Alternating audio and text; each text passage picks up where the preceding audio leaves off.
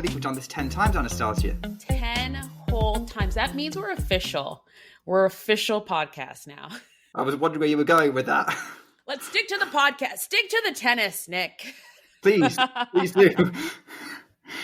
But this is the 10th episode of Ground Pass. So it is quite a moment. I think Nick and I have just been doing this, for the fans, obviously, for the casual fans. And we've gone a casual route, there's been no pressure. We do it once every 2 weeks. But it's really exciting that we've done 10 episodes and I'm proud of us. And, I love where the podcast is going and the new ideas we come up with. Nick came up with the great idea to do, mini tournament guides for our local areas where we live and where most of our viewers or listeners are from. And it's been nice to sort of discover these new things and what we can bring to the tennis community. So yeah, we love doing this and we can't wait to do 10 more, right, Nick? Can we do all 10 now? Just pre-record all of them. Oh, it could be like the ATP. It's all scripted anyway. With the ATP. It's all scripted anyway. And, they send us the scripts early and we know what's happening. So we just can record all 10 podcasts. If you don't know what we're on about, you need to check that video out that the ATP did, which is just absolute genius. I showed it to my mum and dad the other day. I think it was yesterday, actually. Yeah. As of time of recording. And they absolutely loved it. It is one of the funniest things ever. If you're a tennis fan, maybe if you're a new tennis fan, you won't find it quite as funny, but it was a stroke of genius by the marketing team. The only thing that I'm surprised by it is it wasn't released on April 1st. Ooh, that would have been fun. But no, the ATP is on a roll right now with their new campaigns this year. I think the theme of this year for them is "This is tennis." So they're using that as a hashtag everywhere, and they have all these new media campaigns coming out. And I'll put an article, The Athletic wrote a really good article about the new media directors at the ATP and the ones who sort of pitched this video and created it. It's a really good read. And what I loved about it too is that this whole campaign is not just for the ATP, but also for the Grand Slams. So we might be able to get a few WTA players involved as well, which would be exciting. Can you imagine the WTA version of this? It would be hilarious. It would be so good. Yes. I mean, let's face it, the WTA has enough characters in it anyway that you didn't need to fake it. I know. Like, no one could script Yelena Ostapenko. Because they did. She is scripted. No one could script it. Now you know, everyone. or Barbora Krejcika for breaking her necklace. That's a bit of a meme in the tennis community. That's another good one.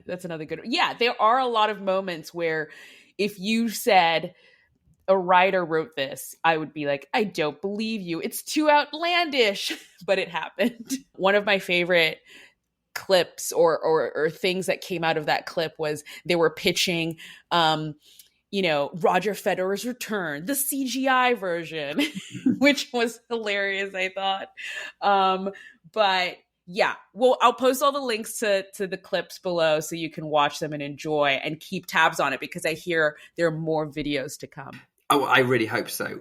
I mean, the reason why this is funny, of course, the idea that the ATP is scripted, we kind of alluded to it when we were kind of bantering back and forth, is the reality is that tennis produces these amazing real life stories that you can get into, some of which have had documentaries made about them.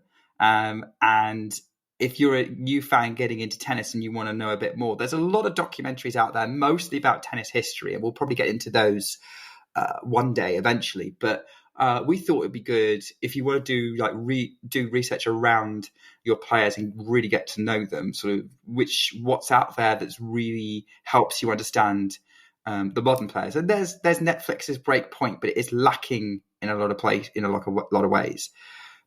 What there is, though, is a fantastic documentary that came out around 2020 about Andy Murray called Resurfacing. This idea came to me about discussing this particular documentary. And I have a few favorite. The documentary that was about, that the Tennis Channel produced, actually, that was about the rivalry between Nadal and Roger Federer, which is really great. I hope we can break that down and talk about it at some future episode. But the reason I really wanted to talk about Resurfacing was actually because recently an article came out that was in the BBC that kind of riled up Andy Murray, for one, and a lot of his fan base.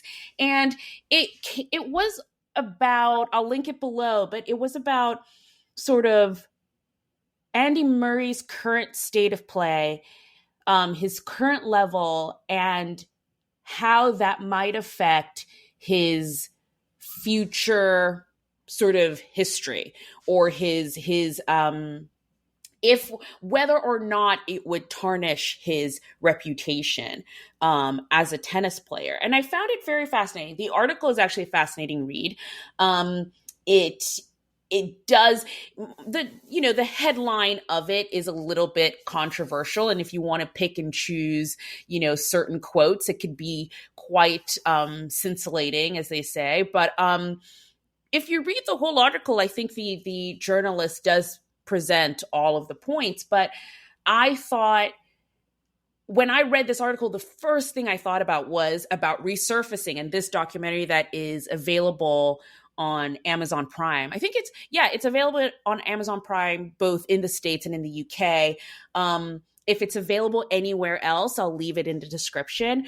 But wanted to talk about Resurfacing, what it's about, and how it changed at least my view of Andy Murray as someone who was always a fan of his. But after watching this documentary, it was sort of like, I will go to the ends of the earth for Andy Murray. When did you watch it? 2020, during the pandemic. It was one of those things that like, oh, it's on Amazon Prime. I think it was soon after. I watched it when I got Amazon Prime the first time, when tennis became part of its package. And I realized I could watch it all year round, and my social life ground to a halt, as everyone's did. So I probably watched it around 2020, 2020. We would have been 2020. No. Yeah, 21 probably, because of how that all kind of worked out. But it was a fascinating insight into Andy Murray, particularly as he is kind of a private guy, to be honest. He doesn't like pictures of him and his family being out in the media. He doesn't not unless he's controlling it. Like sometimes he'll put up a picture his daughter's drawn or something on Instagram, or something funny his kids said. But generally, there's no pictures of them out there. Kim's not as much in the spotlight compared to other sort of other partners in tennis. And obviously, there is also a couple of very specific subjects that Andy never talked about before that documentary. This kind of goes the extra mile in what was quite literally a painful point in Murray's career. And where Murray is now, he is on a losing streak, but he still believes he can get that back. He can get the level back, clearly from the response to the article, which, by the way, there have been other players like Murray who've carried on, like Jim Courier was the first name that came into my head. Even John McEnroe, they carried on for years after their prime, and it's never tarnished their reputation. Jimmy Connors as well, keeping to American audience here, and recognizable names. But Andy Murray, regardless of where Andy Murray is now, it's not going to be as low for him as that point in his career that Resurfacing covers. Yeah. And, to plug another podcast on here, I listened to the guys on Unfiltered Tennis, and they brought up that exact same thing that you just said, and they didn't even use tennis players. They used Mike Tyson, who's a boxer, and there were some other football players they mentioned as well, who played long after their primes, and did not do well towards the end of their career, but in no way sort of tarnished their reputation. overall. But yeah, so resurfacing, for anyone who does not know, Andy Murray suffered from a hip injury that occurred kind of at the end of the 2016. It was starting to become a problem around then. Like Yeah. so it really became a problem during the 2017 season. So, bit of background: Murray had ended 2016 as being world number one by beating Djokovic in the last match of the year, having gone on an insane run of titles towards the end of the year. He won Wimbledon again, and other than a couple of losses, was only lost twice, 2 or 3 times in the entire second half of 2016. But the amount of effort it took was probably a lot. The amount of matches he plays was a lot. And so by the beginning of 2017, he was starting to suffer some surprising losses. He'd still had a showdown with Djokovic in Qatar, which he narrowly lost. He won a title in Dubai at a 500. But then from Indian Wells onwards, it was starting to go a little bit wrong. And the pain in his hip was becoming a problem, to the point where he had a very, very long match with Stan Wawrinka in the French Open semi-final, which actually ended up injuring both of them at the end of it. That was that intense. And then Wimbledon, Murray hobbled his way to the quarterfinals, but then halfway through his match with Sam Querrey, was really unable to he stopped to move halfway through it. And actually, if he'd won more efficiently, he'd have got to the semi-finals, but the same thing probably would have happened. Right. And then that was it. He didn't play for the rest of the year. He had surgery and tried to come back almost exactly a year later on the grass courts. And it was very clear he wasn't the same.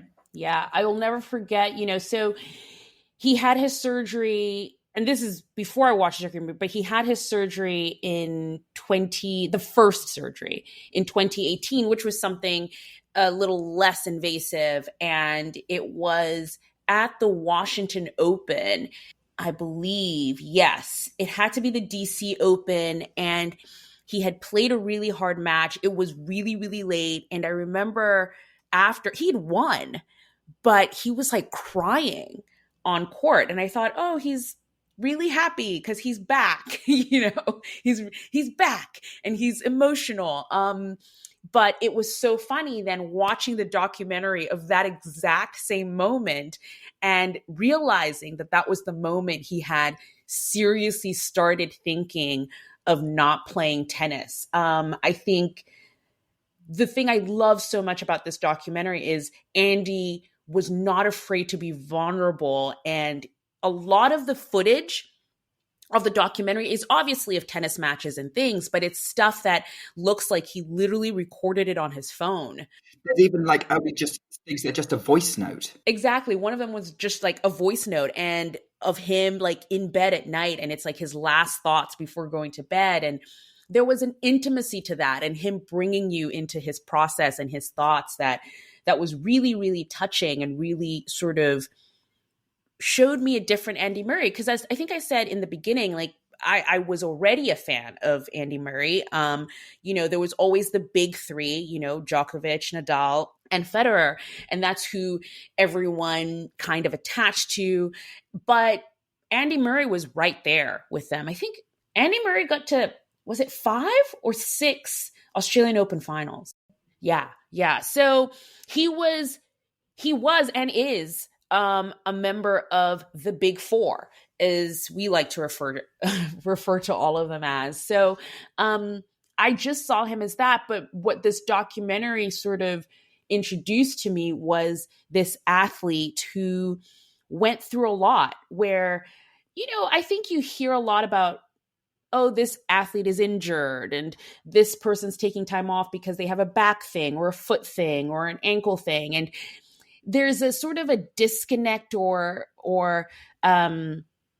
you don't really know how to engage with information like that, but seeing it through the athlete's eyes and watching them go through that sort of injury was very enlightening and sort of sad to see how having their body fail them can really affect their sense of their identity and who they are. And then watching him go through that press conference in 2019 in Australia, where he announced that he was going to kind of maybe retire from tennis. That's also another thing about this documentary.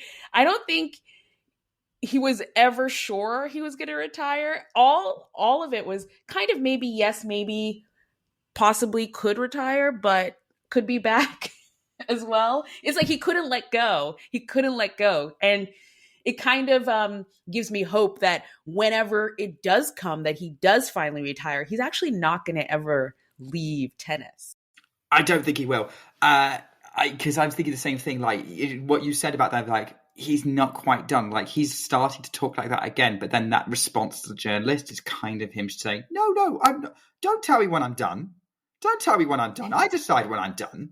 And I think there's that little thing in him like, I still want to do this. I still want to do this in the back of his mind. And I think he's only going to stop when he decides that he doesn't want to anymore, when it's not fun, or when he physically can't and nothing can fix that. And that's Andy Murray, kind of his grit and determination. That's how he won so many matches, is that he just refused to lose. It's what we love about watching his matches, because, I think the joke is, why can't Andy Murray just win a straight set match, 6-2, 6-3, 6-4?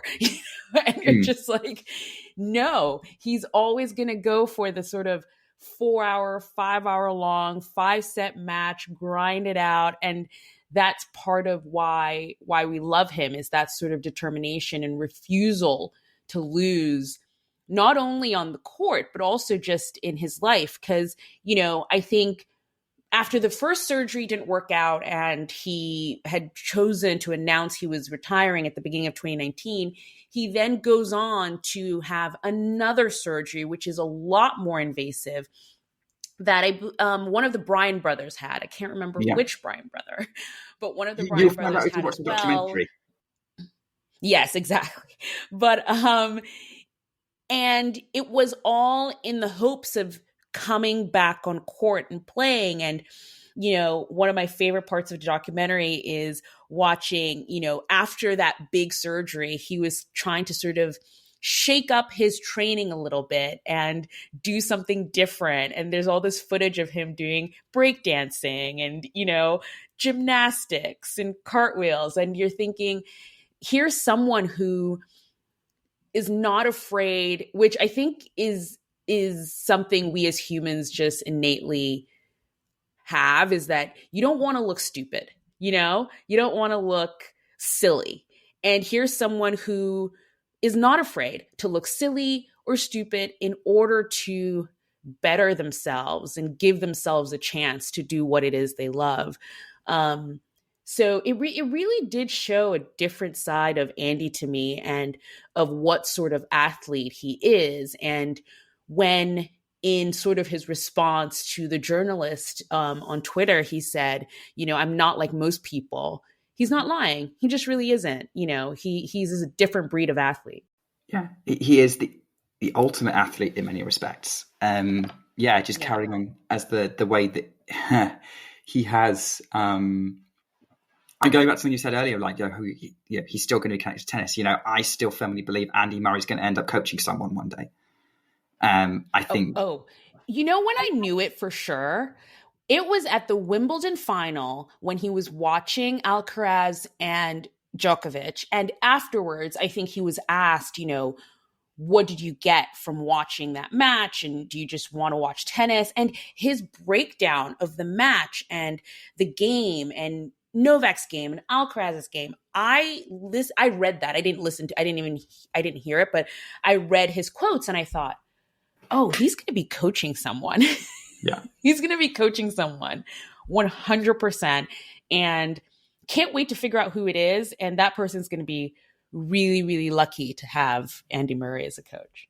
There's probably a few current players that we'd like to see, but we want to keep Andy as a player for a little bit longer before we start speculating. Yes, please. I just want to say, obviously, we've kind of given you the time to sort of timeline of events and sort of an idea of what this documentary is like, which you should totally go watch. I think the sensible thing to do here would be just to put a little bit of a content warning about the documentary for a couple of things. So one, it does go into some medical detail. It's not graphic, but even if you're slightly a bit squeamish, it might be. Yeah. Oh, is it graphic? I totally forgot, because so I've watched the documentary a few times, but there is a scene of Andy watching what the surgery looks like, and I forgot they went into detail and actually showed it. Yeah. So be aware, if you're not comfortable with medical detail, be prepared to close your eyes or maybe just listen to it. But even then, like, obviously it's up to you. So that's a little bit of a content warning. Hopefully you enjoy the rest of it. But yeah, all in all, I'm a huge fan of documentaries. I watch a lot of documentaries, and I have to say Resurfacing is one of my favorite. I would give it a 10 out of 10, probably an 11 out of 10, because not only did it tell me about an athlete I already knew about, it gave me new information about him. And I have to say, it was really nice having those sort of personal contributions and personal moments that came straight from Andy's phone, pretty much, as part of the documentary. So I hugely recommend you watch this documentary if you're a fan. You don't even have to be a fan of Andy Murray, but I don't know why you wouldn't be after watching this documentary, but if you're a fan of sports and, athletes and seeing that process, this is a great documentary for that. Like, they're constantly showing his workouts and what he does and his training.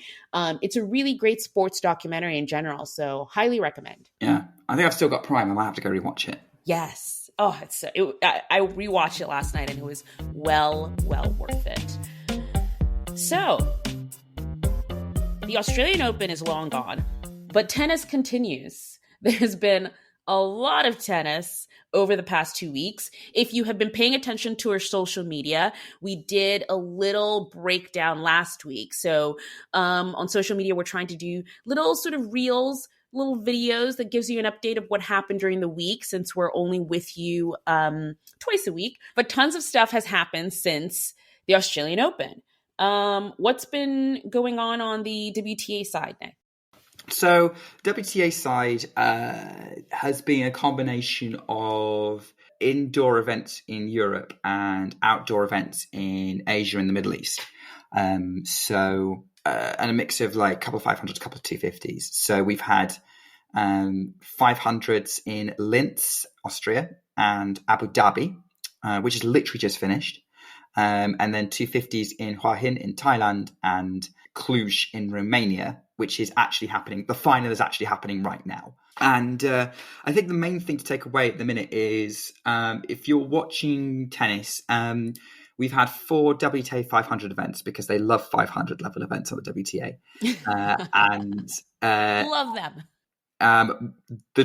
And they've been split between 2 players. Usually you would expect a different player for each 500 title, but Elena Rybakina and Jelena Ostapenko have split the 4 between them.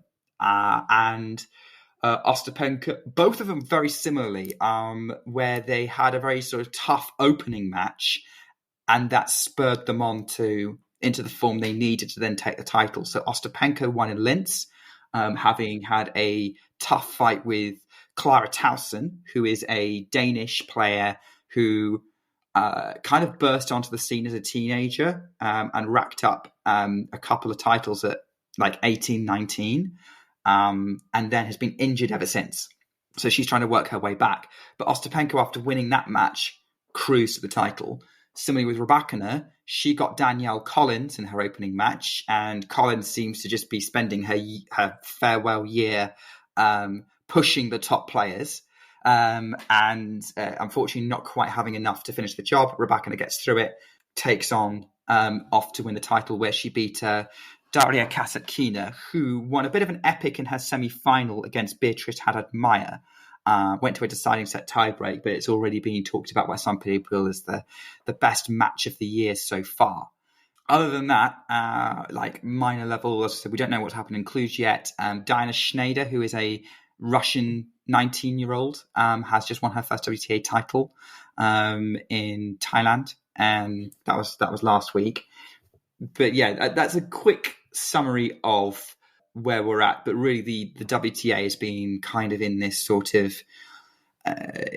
preparation for the next phase, which we'll talk about in a bit.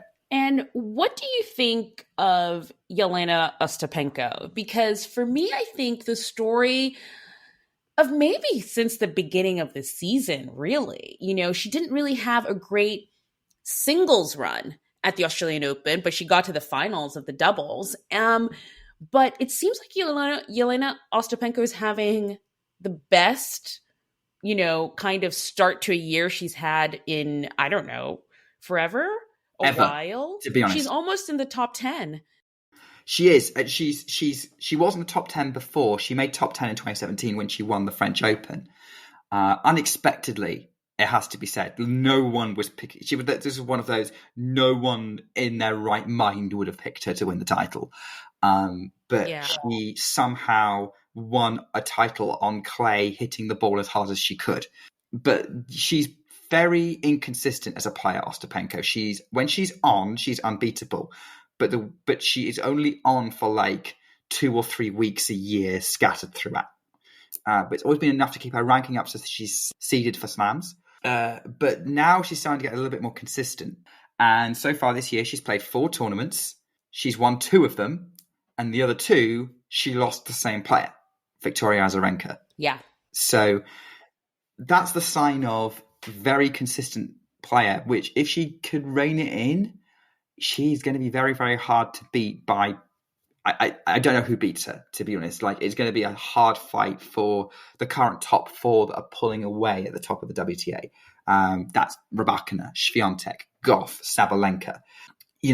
That's she's good. I mean, like, Rybakina's got a good head-to-head with her, but the others, it's a bit more competitive.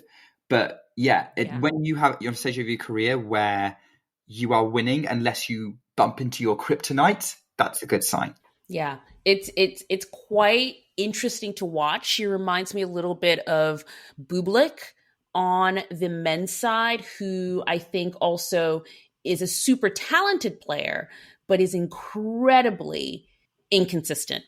He just won a title. So if we go into what was happening on the ATP side, last week we had Montpellier, which is an ATP 250 event, which was won by the aforementioned Alexander Bublik.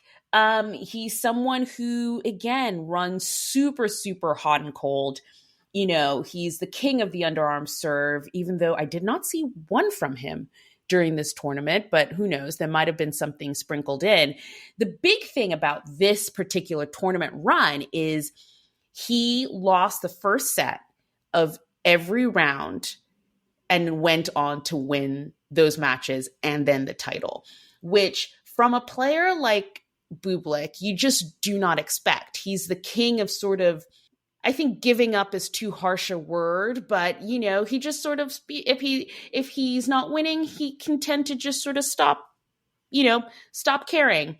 And when you stop caring, you're not playing as well. But he dug in and he lost, the first set of every match and won every match and then the tournament. So again, someone who, if he keeps up this form, if he decides to dig in and become a little bit more serious, can become a very, scary matchup in draws, because it might become a thing where you don't want to see Bublik on playing you first round of any tournament. So that was Montpellier. There were a bunch of Davis Cup qualifiers happening as well right after the Australian Open. I think, Canada is back in the Davis Cup draw.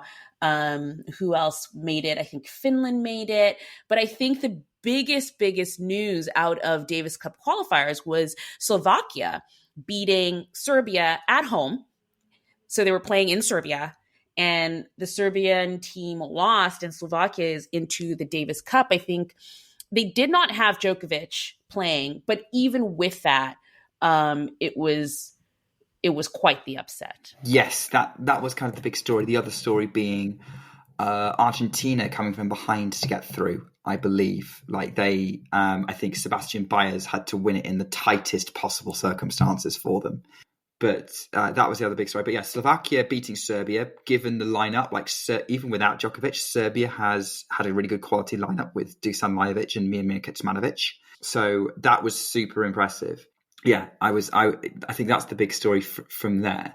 But I think this week's ATP action's probably been a bit more interesting because we then, after Montpellier, they've gone to Marseille, and the semi-final lineup there was incredible. Like, they were all top 20 players with a lot of great pedigree. Right. And that is a final result that actually just came in as we Breaking were recording. News. And breaking news, Ugo Humbert is the champion in Marseille. He was playing against Grigor Dimitrov, who, another player, having quite the start to the season. Spoiler alert, Grigor Dimitrov is my player of the fortnight, so I will talk more about him there. So I'll leave it there. But some other tournaments also happening right now. Cordoba Open, I did not watch a point of this tournament because there is too much tennis sometimes. I only bring it up because it just so happens that the two finalists of the Cordoba Open were both qualifiers into the event, which I thought is kind of nice. It's kind of sweet. You don't see, I like seeing players, I like seeing the growth of players, when you see the players who make it into the top 100 for the first time and all of that. So they had two qualifiers in the final at Cordoba. Unfortunately, I didn't watch a point of it. I probably won't watch the finals, but if you're interested, that's happening. The big tournament that I've been watching this week has been the Dallas Open, which is local to my time zone. So I was in the correct time zone to watch this tournament, and it was stacked with Americans. There were so many Americans on Australians in this tournament. It was the Americans, Australians against Adrian Manarino. Yeah. I think Sebi Korda was the only big American who didn't play it. I think so. Yeah. Yeah. Where was Sebi? He actually went to Marseille. He maybe felt he had a better chance of a run. Oh, wait, no. Somewhere else. Taylor Fritz didn't play. Taylor Fritz chose not to play any tournaments. Oh, that's true. Taylor Fritz didn't play either. He's going to play this upcoming week in Del Rey. But the Dallas Open has been great. You had Francis Tiafoe playing, Chris Eubanks, Ben Shelton, Tommy Paul, which brings us to the Tommy Paul-Ben Shelton rivalry, which Tommy Paul came out on top of in this version of that rivalry. It was a straight set defeat too. I think it was 6-2, 6-4. Yeah. It was one of those matches that I think exposed a little bit of what Ben Shelton has on his own actually said he's working on too. He has a super big serve, but he does need to work on his ground strokes and working more on his movement on court, which he's doing well. I mean, he's won tons of matches and tournaments and stuff. But I think in this particular match, Tommy Paul exposed those weaknesses a bit. The final of Dallas Open has not happened yet. It will be happening later this evening, and it will be against Tommy Paul and Marcos Giron, who I am so happy he's back in a final. He got to the Tokyo semifinals last year, and he was playing phenomenal tennis. Everyone was kind of like, where did he come from? He's been around for a while. He's part of a large group of American players who are in the top 100 of the ATP. And he comes in and out of tournaments, hadn't had a big run until Tokyo. And I was really hoping that was the beginning of something. And I'm happy to see he's back in the top 4 at the end of a tournament and actually has now made it to the finals. And he beat 2 top 20 players to get there in this tournament. So it's really nice to see. Great tournament in Dallas, which is a local tournament here. If you didn't catch it, We are doing these, like I talked in the beginning, we're doing these mini tournament guides on our social media. So I did one for the Dallas Open, and we've done one for Delray Beach as well, which is a tournament that is upcoming soon. But before we get into that, Nick, what's coming up on the WTA? WTA. So next 2 weeks, we are in to the 1000s again. So a level below Grand Slam, and we are camping out in the Middle East. So we're going to start with Doha, which is in Qatar, and that's actually just started today. So the match, they've started today. Iga Swiatek is the defending champion. It was a 500 last year. What used to happen was Doha and Dubai, which is next week, used to alternate whether they were a 1,000 or a 500 each year. This year, for the first time, they are both 1,000 events. So the WTA has now got an additional 1,000 event, one more than the ATP. All the top players are back, apart from Sabalenka, who isn't playing. I don't know why, but she's chosen not to play this big event. So your top 2 seeds are Iga Swiatek and Coco Gauff. Elena Rybakina is seeded 3, and Ons Jabeur is seeded 4. Other than that, with a couple of exceptions, the top players are all back in action. Naomi Osaka is playing Caroline Garcia again in round 1 in Doha. After their sort of Australian Open. Did you know they have the same birthday? No, I didn't. It came up in her press. So Caroline Garcia and Naomi Osaka share a birthday, and now they've played again this year. What is this, the third time or the second time? Second. Yeah, second. Second time, yeah. So Osaka's not been having great draws. So this is what happened to Leylah Fernandez last year. She kept on getting drawn with Caroline Garcia in the round 1 of every single event they played.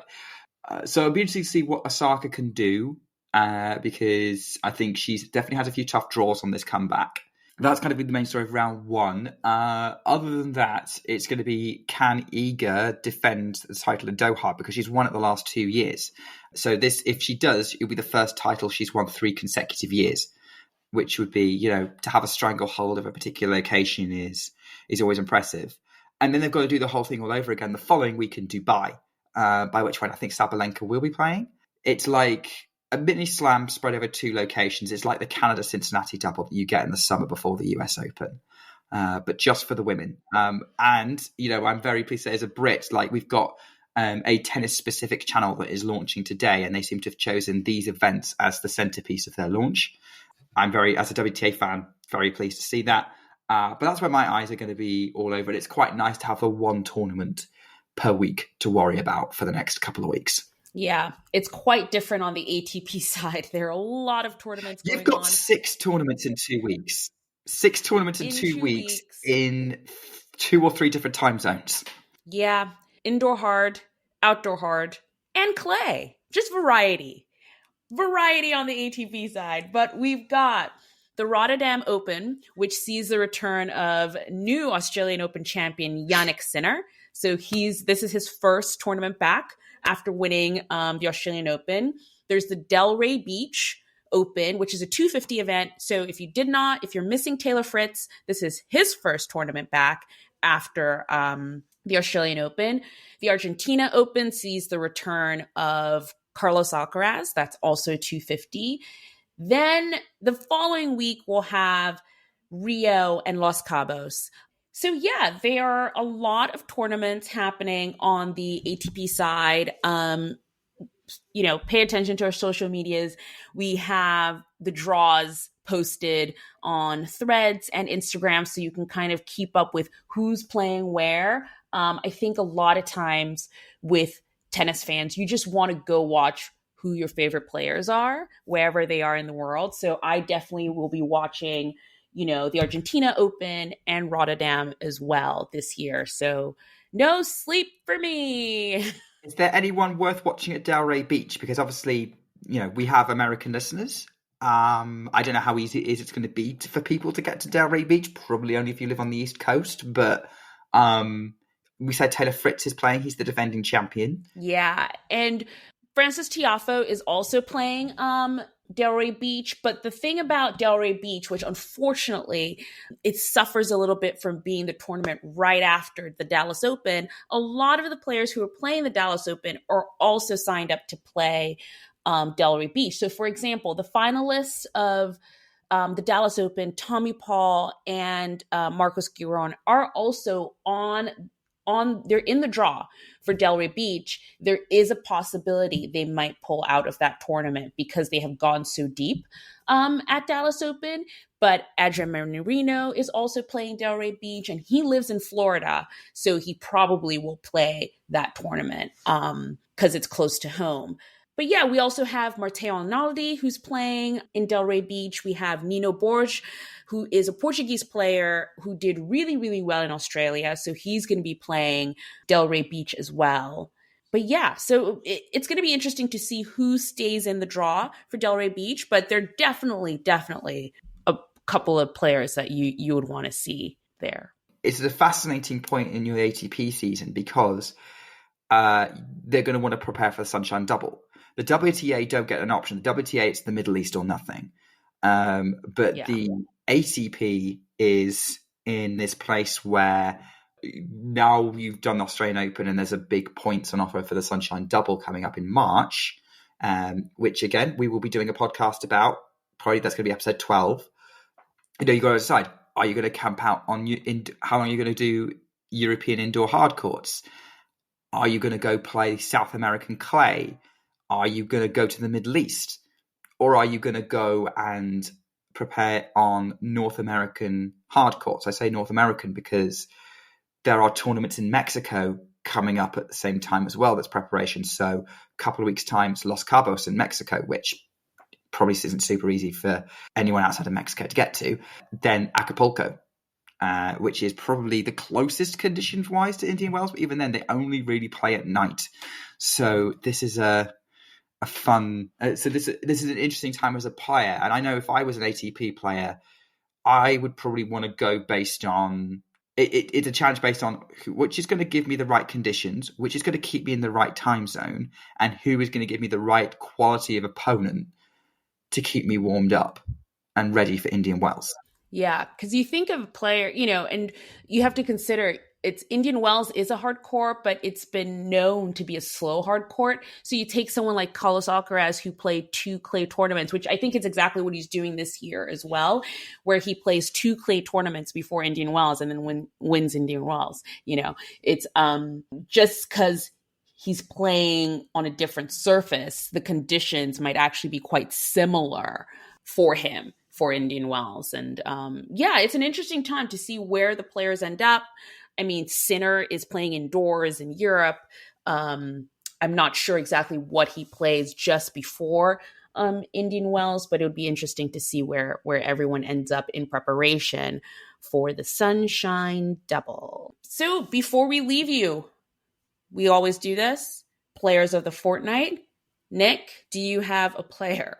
Yeah. Do you know what? This one's been really, really hard because there's been a lot of very specific individual performances, and there's the same players haven't really played the same tournaments for 2 consecutive weeks, so it's hard. So I have to pick a run that's impressed me the most from the kind of from this period. And there's a couple of, you could look at the champions, Rybakina and Ostapenko. You could look at a couple of people who peaked in interesting matches like Towson.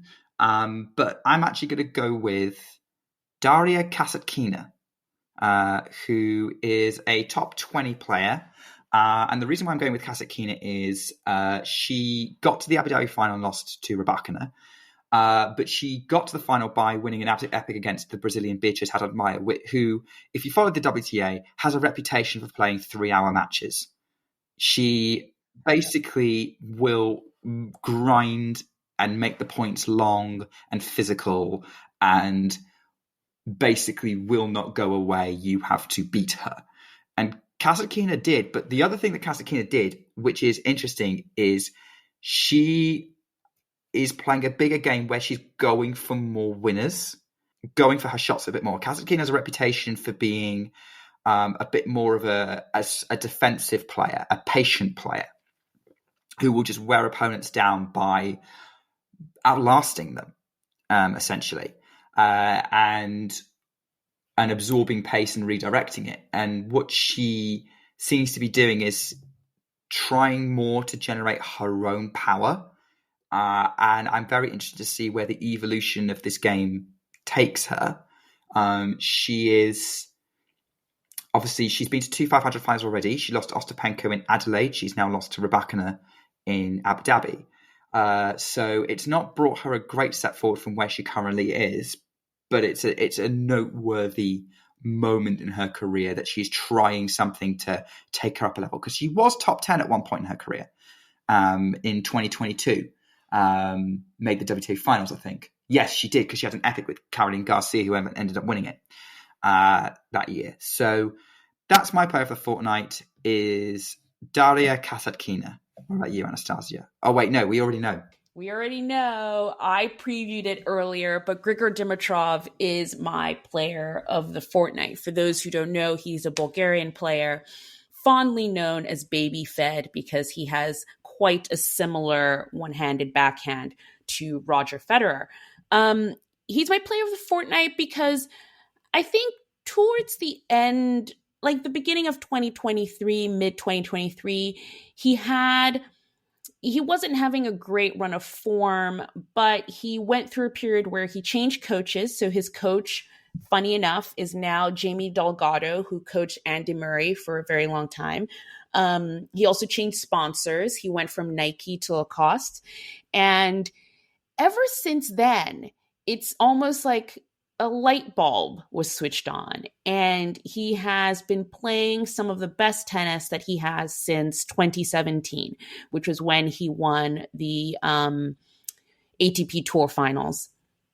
And he started this year with the Brisbane title and getting to now the final of Marseille, and he's just playing really inspired tennis. It's reminding, I think, his fans of why they fell in love with him in the first place. And I think it's a testament to, you're not really ever done. I think Adrian Mannarino, who reached his career high, is proving that to a lot of people, where I think he's 34 or 35. And Adrian Mannarino has reached his career high for the first time at 35. I think Grigor Dimitrov, kind of to that sort of mid 2023, I think he might have just stayed static, or at least I think for some people they might have been like, well, this is just his level till he maybe retires. And he didn't win this tournament, but if he had won this tournament, he would have been 35 points from joining the top 10 again, which is incredible at the stage of his career. So he's so close to getting there. And if he continues like this, I won't be surprised if he replaces the position of single-handed backhand in the top 10 and takes over Tsitsipas's spot. In that role, basically, because he's playing top 10 tennis at the moment. And it's interesting, actually, we're saying that. I mean, like, obviously, he is playing top 10 tennis, and I agree with you. I could see him making it. It's interesting because I was looking at the live rankings whilst watching Paul versus Shelton yesterday, and the gap between 13th and 14th in the rankings is actually pretty big.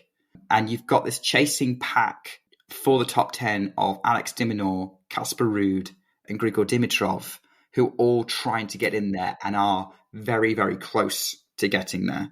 So I think that would be I think that's going to be the fascinating race for at least the next few weeks, to see who's going to make it. I mean, Ruud is just about clinging on by his fingernails. But yeah, Dimitrov, for the way he's playing, and de Minaur the way he's playing, I think players like Tsitsipas, if you've mentioned, will be looking over their shoulders. Taylor Fritz is probably going to be looking over his shoulder as well. I would say I can't think of anyone else in the sort of top 8 zone that's going to be too worried. Yeah, no, it's just those two, because I think Tsitsipas, not a lot of points to defend, but Taylor is going into a tournament now that he won last year, so definitely has to defend those points, I think, to retain his position. But yeah, I think those three players, Ruud, Dimitrov, de Minaur, they're just there. they're just there waiting for their opening. And I feel like it will come soon for one, if not two of them.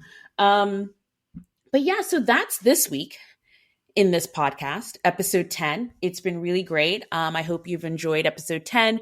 We've enjoyed making these podcasts, all 10 of them, and can't wait to make 10 more, and then 10 more after that, and then 10 more after that. Let us know what you like. Let us know what you don't like. Please leave us a rating on Apple Podcasts, Spotify, or wherever you're listening to us at the moment. We also have a YouTube channel that's just the audio version of the podcast, so you can leave comments there too. I read them from time to time. But yeah, thank you for joining us. Nick, do you want to say anything before we go? Nope. I hope everyone enjoys the tennis these next 2 weeks, and I'm already looking forward to the next episode, mostly because I misunderstood you. Bye, everyone. Bye.